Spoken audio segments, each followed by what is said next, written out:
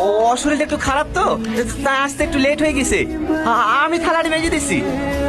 ঠিক আছে, আধ ঘন্টার মধ্যে যেন জামাইয়ের ঘরে সকালকে নাস্তা পৌঁছে যায়। ঠিক আছে মা। তোমাকে মাজতে হবে না, আমি মাজছি। চুপ করো তো, তোমাকে পানি কাছে যেতে হবে না। এমনিতে জ্বরের সময় হচ্ছে, আবার পানি লাগবে। তোমার জামাই একটা হাই রেটের টেন্ডার ধরেছে, সিকিউরিটি মানি হিসাবে 1 কোটি টাকা জমা করতে হবে। কাজে তুলতে পারলে 4-5 কোটি টাকা লাভ হবে।